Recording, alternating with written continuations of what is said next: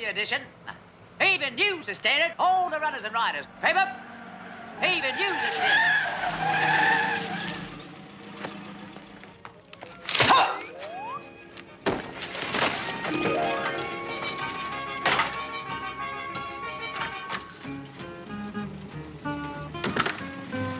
Okay, Fred.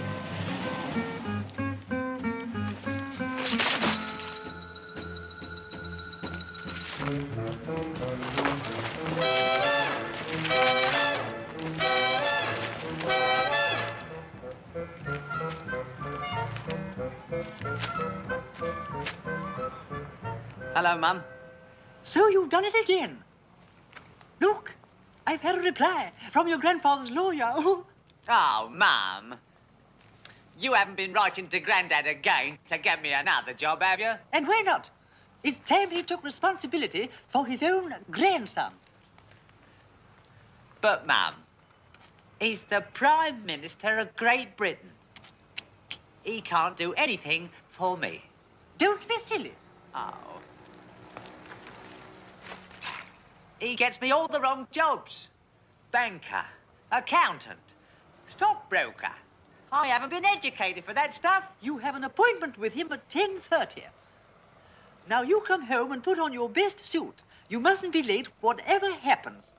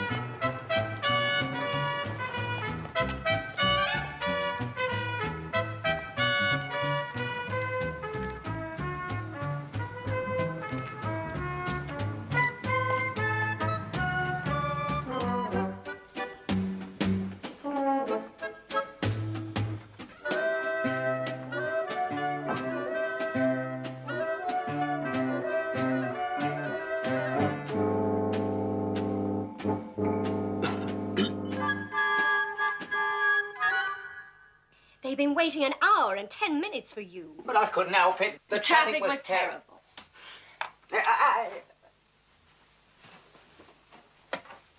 Hello? Norman Shields here. Are you receiving me? Over. Wait. Over. As Attorney General, Prime Minister, I have for many years beseeched you to accept responsibility for providing for your grandson.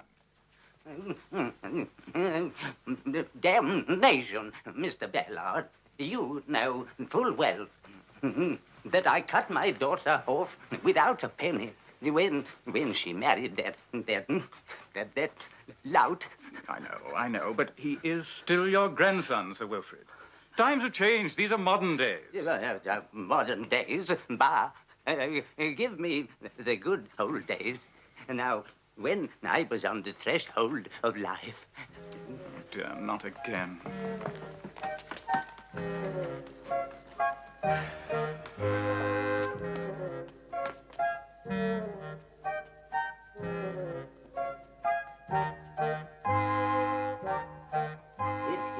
It seems that yesterday that I was an undergraduate at Oxford, and a fine, upstanding young fella I was too. That year I met Isabel. I dreamt of the day when I could hold her in my arms. But the fulfillment of those dreams came as rather a surprise. Oh, Wilfrid, you're magnificent. Such control, such grace. Oh, I say, do you really think so? Oh, absolutely.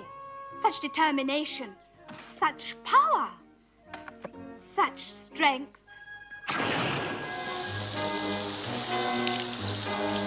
Oh,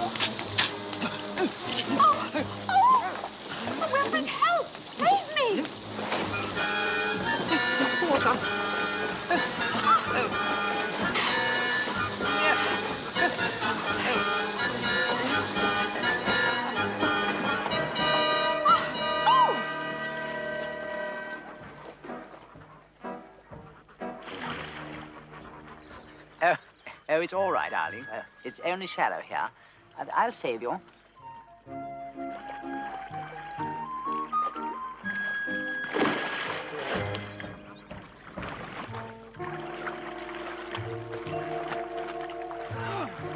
Isabel!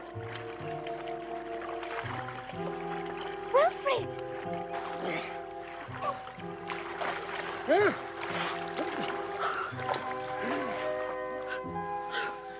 Oh, my darling Isabel.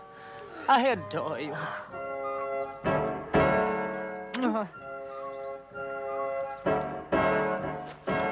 Daddy! And so a marriage was arranged.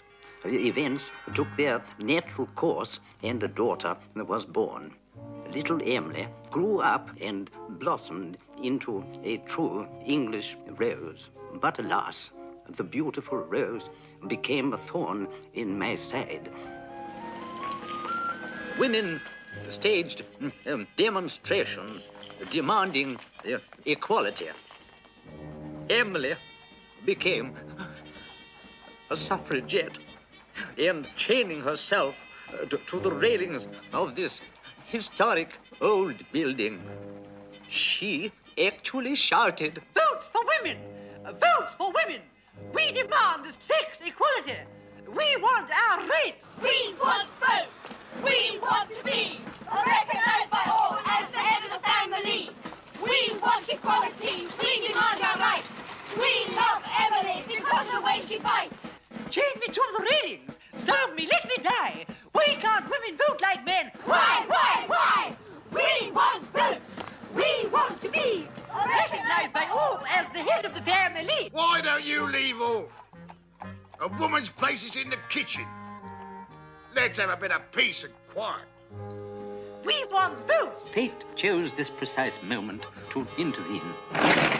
The rains came.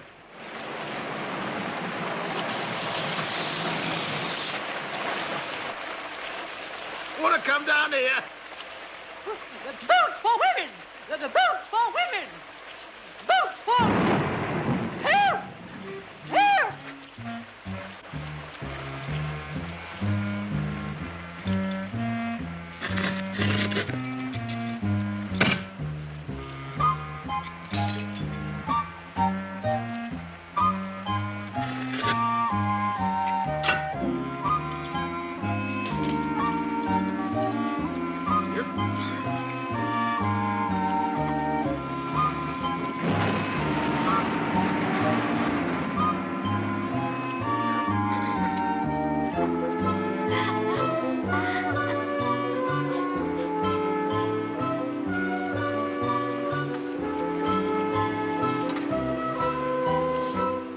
Thus, the blue-blooded dignity of our family was shattered. And so the wedding took place between my daughter, Emily, and Bert Shields, a sewer man, a union blessed by the birth of a son, my grandson, Norman.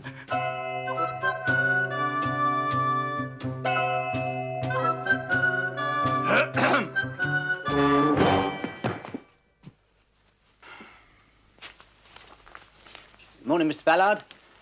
You were expecting me? Yes.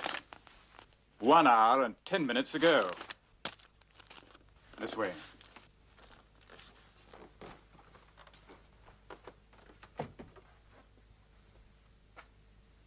Say hello. Hello. Granddad? No, don't you call me Granddad. Really, Prime Minister. After all, he is your grandson. And you can't blame me. Hold your tongue and sit down.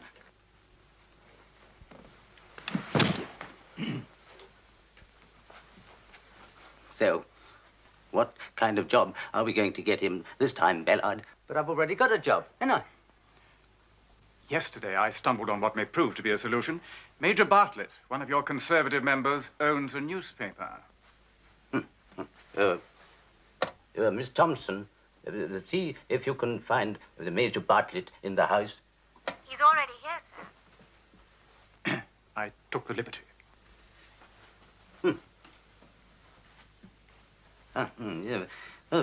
Journalism there. Well, that's what I'm doing already. In a way. In a way. I sell newspapers outside Westminster Tube Station, don't I? A newsboy. In Westminster.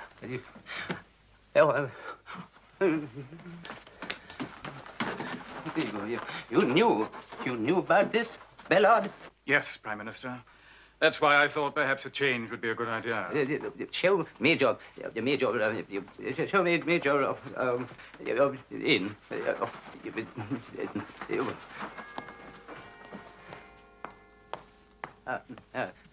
Major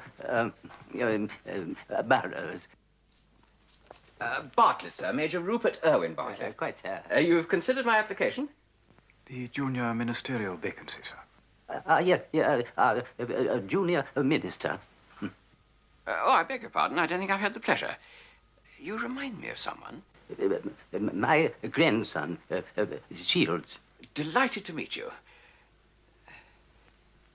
I say you're not up for the junior minister, are you? No, I'm only a newspaper man. Well, what a coincidence. So am I. Major Bartlett owns the Teignmouth Times, sir, in his own constituency. Little town in the West Country. Over 200 miles away. 200 miles? That's a nice long way away. My grandson was just telling me how much he would like to work on a provincial newspaper. I say, Prime Minister, I have a splendid idea. Good. That's settled then. He can start tomorrow morning. Well, thank you, Major. I won't take up any more of your But, time. Prime Minister, the junior ministerial vacancy, could you give me a decision? Now, don't worry, Barclay. I've got your name well in mind. You sort out the travel arrangements, Bellard. A one-way ticket to Teignmouth. It's already done, Prime Minister. Oh, Bellard, 200 miles. 200 miles. Bellard.